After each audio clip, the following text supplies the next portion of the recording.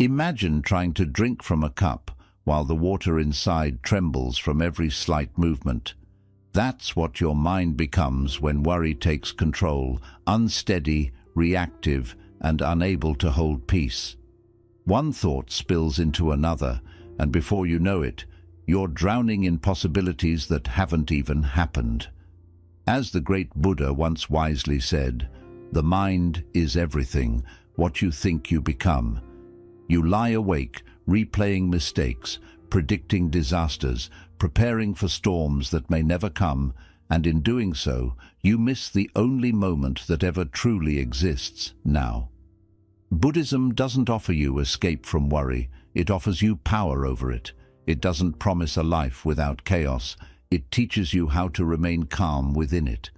In this journey, you won't be taught to suppress your thoughts. You'll learn to observe them, to sit with them, to respond with clarity instead of reacting with fear, because when you learn to steady the cup, you no longer fear the ripples, and when you master a calm mind, worry will never master you again. 1. Let the storm pass through you. Worry is like a sudden windstorm. It stirs up your thoughts, shakes your emotions, and makes everything inside you feel unsettled. You start imagining worst-case scenarios, overanalyzing the smallest things, and losing touch with the present moment. But here's the key. The more you try to fight the storm, the more it pulls you in. Struggling against your thoughts only adds more tension, more noise, more suffering. Buddhism teaches a radically different approach. The wise mind doesn't resist the storm, it allows it to come and go. Just like the sky does not try to stop the wind, your awareness doesn't have to battle every thought, it can simply watch. When your mind is still, even while the world around you feels chaotic, you become like the eye of a hurricane, peaceful, clear and centered. Everything may spin around you, but you remain untouched. This means that when worry shows up, you don't need to push it away or label it as bad. Sit with it. Watch it like you would watch clouds move across the sky. Don't get caught up in the story. Just notice how it rises, stays for a moment and then fades. Every thought and emotion has a natural lifespan. If you don't feed it with fear or resistance, it will pass. By allowing the storm to pass through you instead of holding it back, you transform how you relate to your inner world. You stop being a victim of your emotions and instead become the space that holds them with peace. This is not weakness, it's deep wisdom. You don't need to conquer the storm, you just need to remember that you are not the storm. When you master this practice, you become grounded even in chaos. You will not be shaken by life's turbulence because you will have become the stillness within it. 2. Thoughts are not truths, just visitors.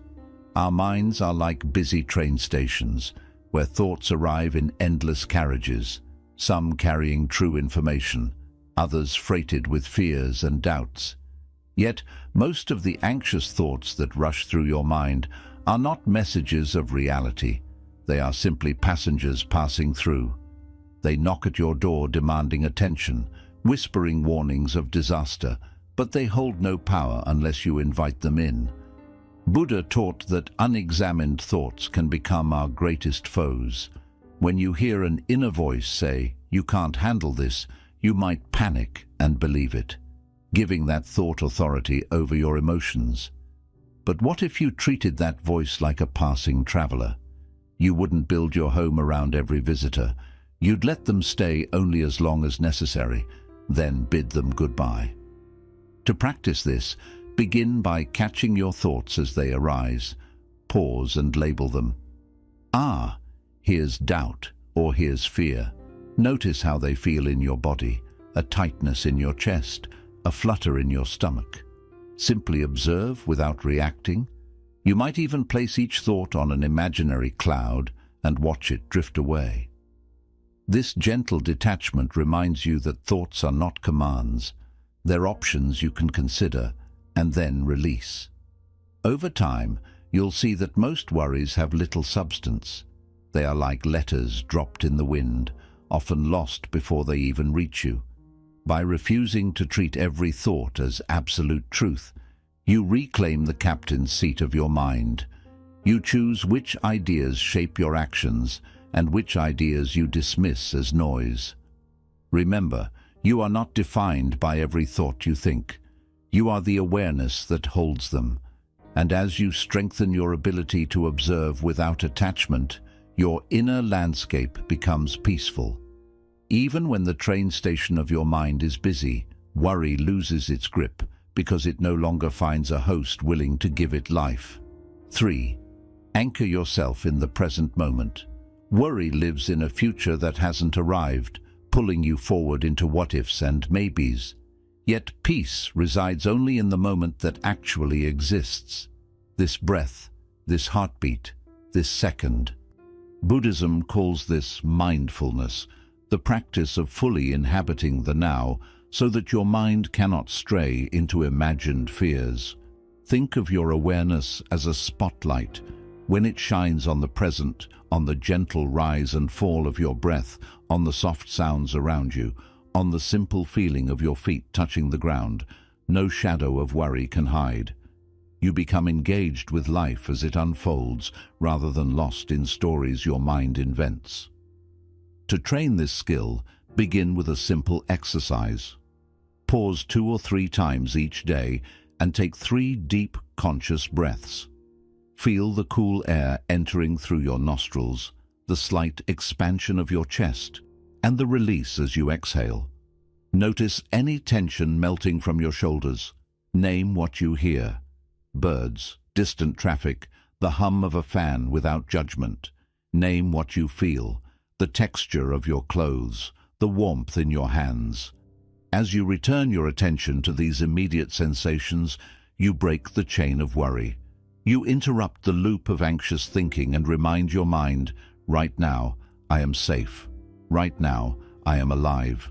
This simple anchoring practice rewires your neural pathways, making it easier over time to catch yourself when the mind begins to wander.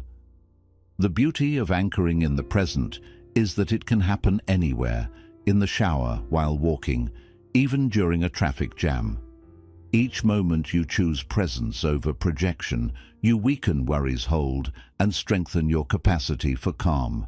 You become the calm within the storm. And when you practice this continuously, the present moment reveals its true gift, life itself, vivid and unfiltered, free from the haze of fear. Worry may still try to knock on your door, but you'll be too busy living right here, fully awake to let it in.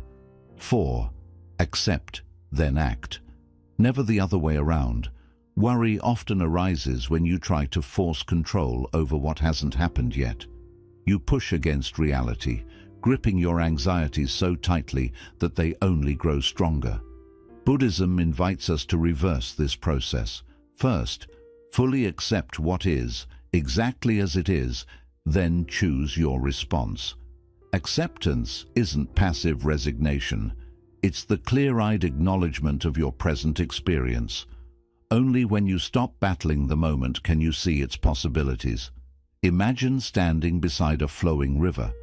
If you plant your feet and lean into the current, resisting its pull, you'll tire quickly, even risk being swept away. But if you relax, let your feet find their balance and allow the water to flow around you, you remain steady. This is the art of acceptance. The water of events doesn't overwhelm you because you've stopped fighting it. To practice this, begin by noticing the shape and texture of your worry. Where do you feel it in your body? What thoughts come with it? Acknowledge them silently. This is anxiety. This is fear. Breathe into that acknowledgement. No judgment, no shoulds. Then, once the mind is clear, ask yourself, what is one small wise action I can take right now? It might be sending a brief message, taking a walk to clear your head, or simply drinking a glass of water mindfully. By accepting first, your decision emerges from calm clarity rather than frantic urgency. Consider this. You're worried about an upcoming presentation. Instead of ruminating on every possible mistake, you acknowledge your nerves. You feel the tightness in your chest and name it. Then, you choose to practice one section of your talk aloud. That single step, born from acceptance, shifts you from paralysis into purposeful movement. Over time, this sequence, accept, then act, rewires your mind. You no longer exhaust yourself fighting shadows of the future. Instead, you become someone who meets each moment with peace and then responds with intention. Actions born from acceptance carry quiet power. They ripple outward without the turbulence of fear. When you master this practice, your calm mind becomes a beacon in uncertainty. Worry may approach, but it will find no resistance to feed upon. Instead, it will pass, leaving you steady, clear, and free to act with wisdom. Worry often arises from a relentless inner voice that judges, criticizes, and condemns, whispering doubts like, "You're not good enough, you'll fail, or why are you even trying?" This inner critic breathes fuel onto the fire of anxiety, convincing you that every misstep is a catastrophe.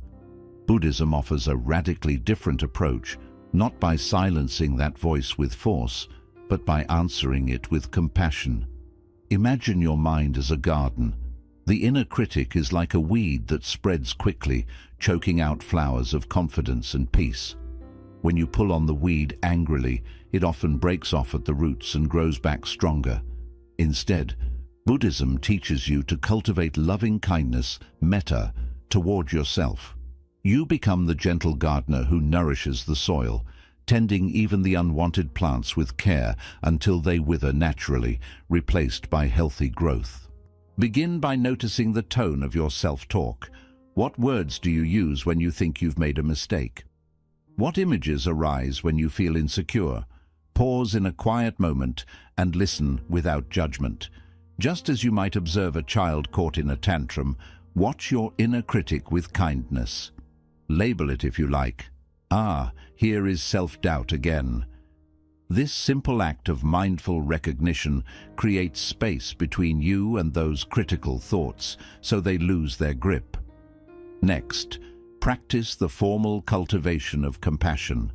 Sit comfortably, close your eyes, and bring to mind a moment when you felt inadequate. Feel the sensations in your body, the tension in your shoulders, the tightness in your chest, the quickening of your breath. Then silently repeat phrases designed to soothe, such as, "May I be kind to myself in this moment. May I accept myself as I am. May I give myself the love I need." Let these words wash over you like a warm breeze, softening the harsh edges of self-judgment. If tears come, let them flow. They are the body's way of releasing old hurts. Over time, these compassionate phrases will become an oasis you can return to whenever worry strikes. In daily life, transform criticism into encouragement. When you notice a self-defeating thought, "I'm so weak," ask yourself, what would I say to a friend who felt this way? You wouldn't berate them. You'd offer comfort and understanding. Use that same tone for yourself. Write a short, supportive note on your phone or in a journal. "Dear me, I see how hard you're trying, and that effort is worthy of respect. You're learning, you're growing." Keep these notes where you can find them when the critic's voice grows loud. Another powerful practice is the compassion break. Several times a day, during a coffee pause at the end of a meeting or while waiting for an elevator, place one hand over your heart and take 3 deep breaths. As you inhale, imagine drawing in acceptance. As you exhale, release blame. Feel the warmth of your hand as a reminder that you deserve care. Even 30 seconds of this simple ritual can reset your nervous system and weaken the critic's demand for attention. Compassion also thrives through action. Act as if you are already generous with yourself. Take small steps that demonstrate self-care. Offer yourself a favorite healthy snack when you feel stressed. Go for a mindful walk in nature to clear your mind, or set gentle boundaries by saying no to an extra commitment that overwhelms you. These actions send a clear message. I matter. My well-being matters. Each compassionate choice rewires your brain, making self-kindness the default response to worry. Over time, you will notice a remarkable shift. The inner critic's booming voice will quiet, replaced by a steady hum of encouragement. Instead of spinning into anxiety when challenges appear, you'll greet them with curiosity. What can I learn here? You will treat mistakes not as proof of failure, but as invitations to deepen your practice of self-compassion. Consider this real-world example. You receive critical feedback at work. The old pattern would be to ruminate on every negative point, creating a spiral of self-doubt that carries into evenings and weekends. Now, you pause. You acknowledge the discomfort in your body. You place a hand on your heart and whisper a loving kindness phrase. You remind yourself that feedback is information, not a verdict on your worth. From this compassionate stance, you choose one concrete improvement you can make, and you celebrate yourself for taking that step. Silencing your inner critic through compassion doesn't mean you never strive to improve. In fact, it fuels genuine growth. When the critic's voice is softened, you can hear your own deepest aspirations clearly. You become motivated not by fear of judgment, but by love for your highest potential. By embracing your vulnerabilities with kindness, you transform worry from an unwelcome guest into a teacher. You learn the language of your heart, where failure is a lesson and setbacks are temporary clouds. Every time you answer self-criticism with compassion, you rewire your mind toward resilience. The garden of your awareness grows richer with each gentle touch, until compassion becomes the most abundant blossom of all. When you master this practice, silencing the inner critic through compassion, you no longer need to armor yourself against every anxious thought. You become your own sanctuary, a source of unconditional kindness that stands firm even when outer circumstances shift. In that sanctuary, worry may visit, but it never takes up residence. 6. Detach from the outcome. Commit to the process. Worry often takes root when we become fixated on results, on that promotion, the perfect presentation, or a relationship unfolding exactly as we imagined. We cling to a future that may or may not arrive, and that very clinging breeds anxiety. What if I don't get the job? What if they don't understand my words? What if they walk away? Buddhism teaches that this attachment to specific outcomes is the source of much of our suffering. The more you grasp, the more you fear losing. To break free, you learn to devote yourself entirely to the process, the practice of each moment, while relinquishing control over the final fruit. Imagine an archer on a still morning. He raises his bow, draws the string, and fixes his eyes on a distant target. If he focuses only on the arrow hitting bullseye, his grip tightens, his breath quickens, and his mind races with what-if scenarios. But a master archer knows the arrow's flight cannot be forced. He must attend to every detail with calm precision, stance, breathing, aim, then release. Once the arrow leaves his hand, his only task is to observe without judgment. In the same way, you cultivate your actions with full presence, study for the exam, pour your heart into your speech, practice kindness, then release attachment to how it must turn out. Your energy flows freely without the constriction of fear. To begin, choose a simple daily activity, washing dishes, making tea, or walking. Consciously engage in each step. Feel the water's temperature. Notice the scent of the tea leaves. Observe the cadence of your footfalls. Resist the urge to rush to the end, the clean dish, the first sip, the arrival at your destination. Instead, devote yourself fully to each movement. When your mind drifts toward, "Did I wash thoroughly enough?" Or "Will this tea taste good?" Gently guide it back. "I am here now. This is enough." Over time, this practice rewires your brain. You learn that true mastery lies not in achieving outcomes, but in inhabiting each moment completely. Another powerful exercise is the process journal. At the end of each day, take 5 minutes to write about one task you performed, no matter how small. Describe what you did, how you felt, and what you noticed. Then answer 2 questions. What part of this process brought me joy or learning? And how much of the outcome was actually within my control? This reflection highlights the richness of the journey and reveals how much worry we waste on factors beyond our grasp. As your journal grows, you'll begin to see a pattern. The process itself offers growth, regardless of the external result.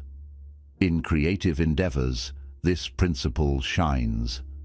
An artist who paints with non-attachment enjoys every brushstroke, every color blending on the canvas, rather than fretting over gallery approval.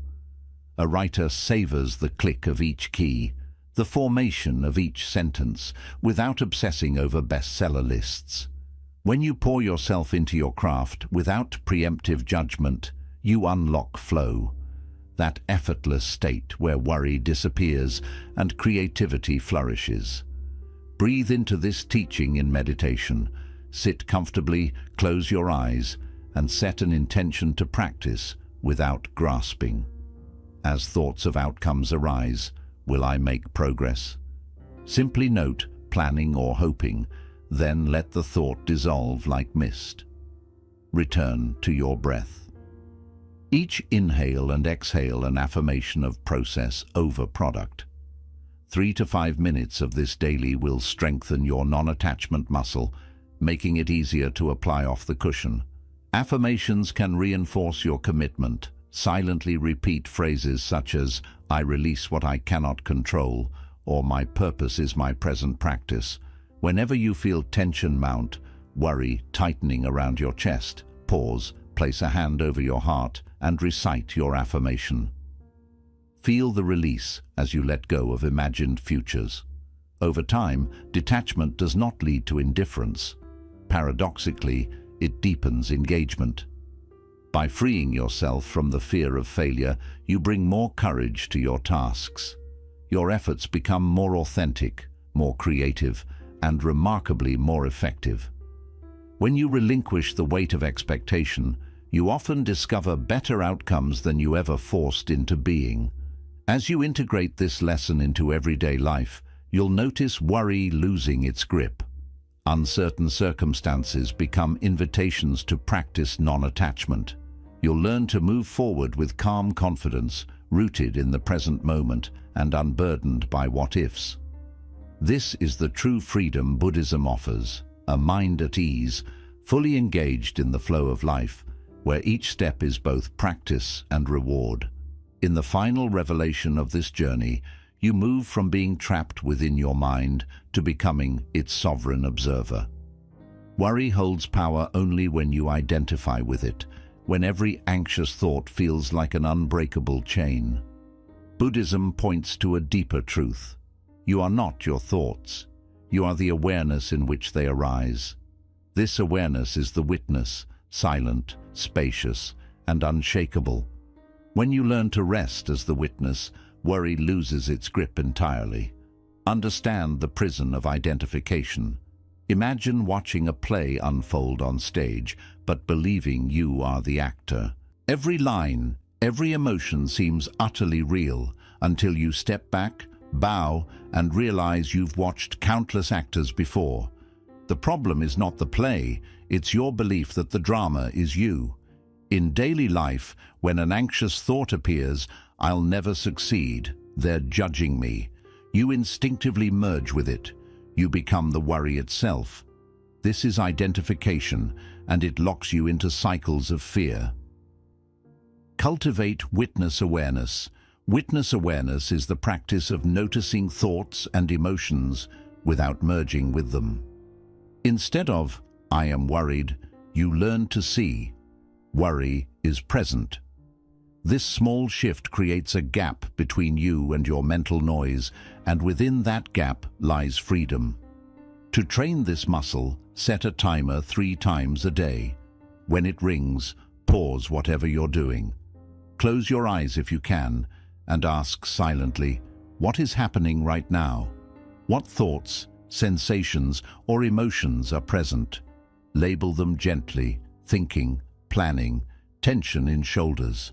Then bring your focus back to one steady anchor, such as the breath or the feeling of your feet on the ground.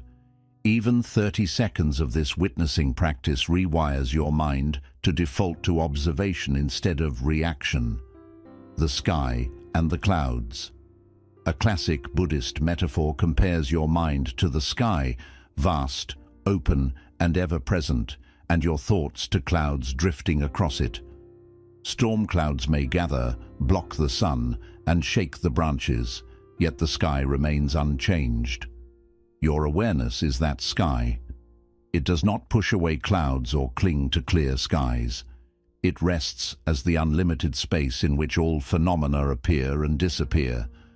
By remembering this metaphor throughout your day, perhaps by glancing at the sky or visualizing it mentally, you reinforce your identity as the witness. Practice during the storm. When real-life turbulence hits, a heated argument, a tight deadline, or a sudden fear, that's your chance to practice being the witness. Feel the rush of adrenaline. Notice how your heart races. Watch the story your mind starts to create. Instead of adding to the drama with your usual reaction, "I can't handle this," say to yourself, "This is fear, this is stress, this is just my mind telling a story." Now take a breath and shift into witness mode. You don't need to fix it right away or run from it.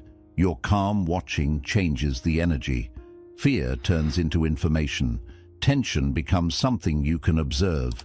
From this balanced place, you see clearly what really needs your attention and what's just mental noise. This deepens with meditation. Regular meditation is the space where the witness is revealed.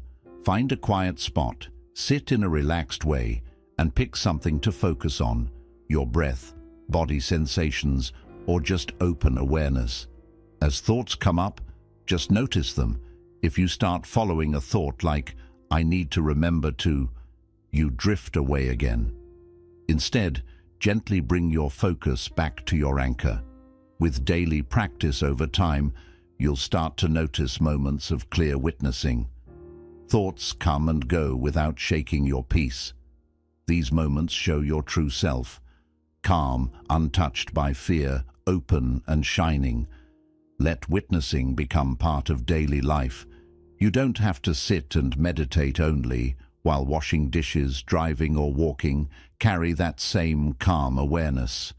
Feel the sensations in your hands, the vibration of the engine, the rhythm of your steps. Let your inner voice grow quiet and notice the clear awareness that begins to shine through. Even simple tasks can become doors to presence.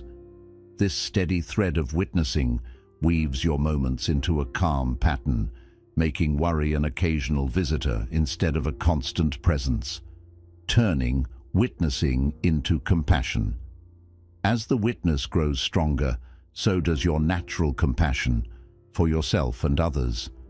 When you're no longer stuck inside your own worries, you can hold them gently with an open heart.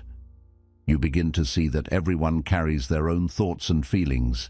This shared experience awakens empathy. When a friend feels anxious, you don't try to fix them. You just listen, holding space for their emotions. In this compassionate presence, both of you feel a sense of ease. Live with freedom.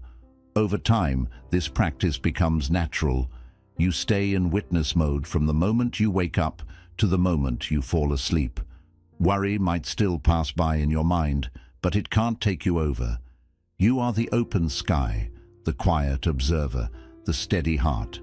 From this wide and peaceful place you act with clarity, care, and confidence, free from what-ifs, and grounded in the deep stillness of presence.